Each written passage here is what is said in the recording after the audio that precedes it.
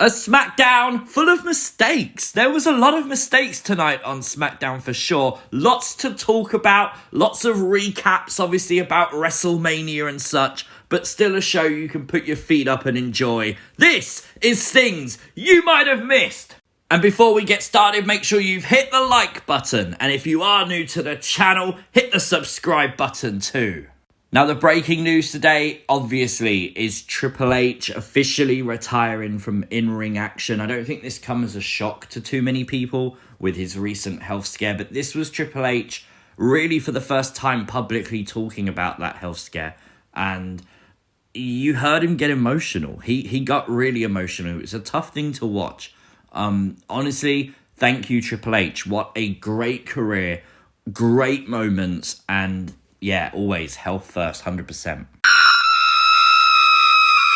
There have been tributes paid by people from all over the wrestling world today on Twitter talking about Triple H, but one that really caught my eye was Alexa Bliss, actually confirming the person who came up with Alexa's playground was Triple H. Now that's kind of incredible because we've never had confirmation of that. We've never had news on how the Alexa's playground actually came into existence. And whether you like this or not, from WWE's point of view, it would have been deemed successful. Just look at the sales of the Lily doll. Now, obviously, we are 8 days away from WrestleMania, probably 7 at the time you're watching this video. It's so close, and we've already got our WrestleMania predictions video up on the channel. Night 1 and 2, it's there. Go check it out. Amazing support on that video already. We found out WrestleMania Raw is going to be a thing this coming Monday. Some big matches announced for that. But the big news, Andre the Giant Memorial Battle Royal will take place at WrestleMania Smackdown next Friday. That looks fun, but Balor and Priest, can they not have a WrestleMania match? Now, obviously, we really focused on Brock and Roman again this week. WWE billing this match as the biggest WrestleMania match of all time. So it's kind of understandable why they would do that. But this week, Roman Reigns has unveiled the name of the championship going forward post-WrestleMania. He called it the Undisputed WWE Universal Championship. We're going to see if that's the actual name. But can I just ask, who the hell gave Brock Lesnar a pickaxe? That's no good is going to come from that. And another car this week on SmackDown getting wrecked by the Beast.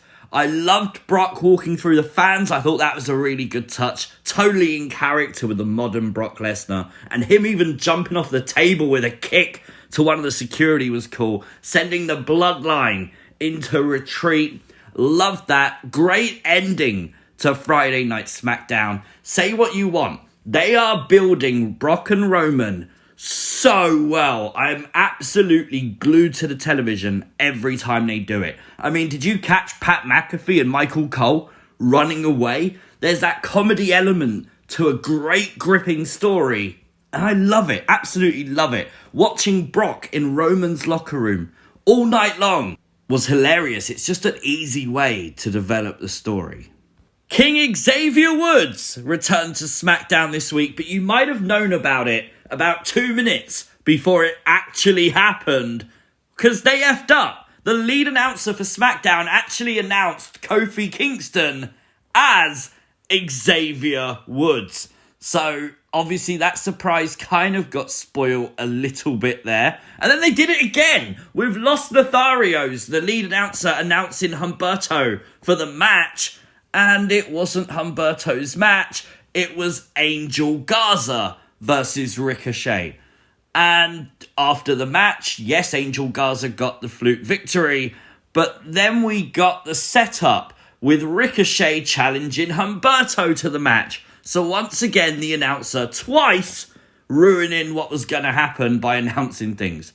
Also, Ricochet calling Humberto Carrillo, his name famously changed by the WWE.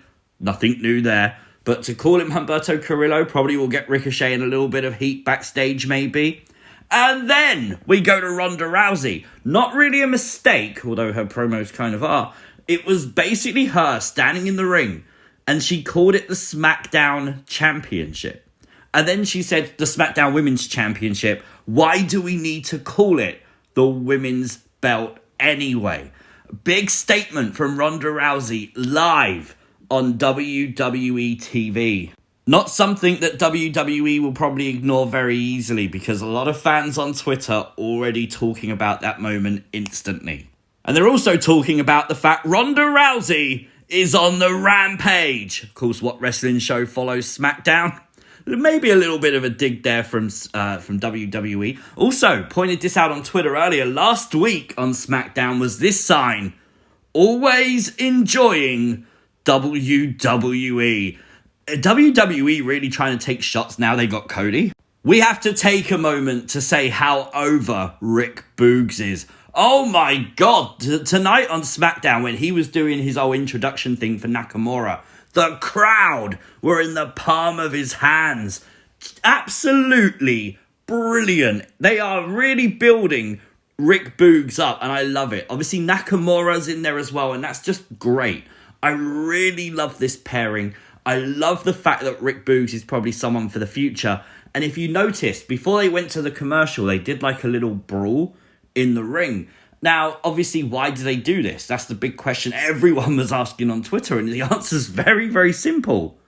Because they put over Rick Boogs. They had him do his whole military press thing, lifting the Uso up above his head multiple times. They're getting him over and giving him opportunities. And although the match is Nakamura versus Jimmy Uso, they use Nakamura's spotlight, Nakamura's win, to put over Rick Boogs. And it's so subtle. It's not pushed down your face. And I absolutely love it. Now, Ricochet, the IC champion, lost twice this week on SmackDown. Oh, poor Ricochet. It's typical mid-card booking by the WWE. But of course, losing to both Angel Garza and Humberto Carrillo. I can say it, I'm not in the WWE. But losing to both of them, I thought might set up a WrestleMania-style match. Nope. WWE gonna give it away free next Friday on WrestleMania Smackdown. A triple threat for the Intercontinental title. Ricochet versus Angel versus Humberto. And maybe the same woman will get kissed during the kiss cam again. This was this week. Again, it's the same woman. Oh my, who is she? Honestly, I want to know this now. Who is she? A true hero will be inducted into the WWE Hall of Fame, will receive the Warrior Award as part of the Hall of Fame next Friday. Shad Gaspard, officially announced by WWE to be the recipient of the Warrior Award, obviously saving the life of his son at the cost of his own life. Honestly, a true hero, and I'm pleased the WWE fans will be able to remember him. And talking of remembering, WWE has brand new Razor Ramon t-shirts available on WWE Shop. Multiple new ones. Really, really cool looking. Really love that click one. It looks awesome. On NXT Level Up following SmackDown was the debut of Quincy Elliot. This dude has so much charisma. I had to mention him on things you might have missed. Just look at those trousers. If you can wear trousers like that and get away with it, fair play. And I'm telling you now, I watched his match before I made this things you might have missed. The dude oozes charisma.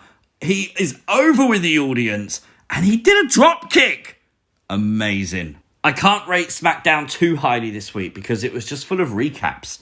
And it's obviously building to WrestleMania. So for me, a very solid 6 out of 10. But let me know your thoughts in the comment section down below. Like, share, subscribe, all that good stuff. Thank you so much for watching. I'll see you for Raw. Peace!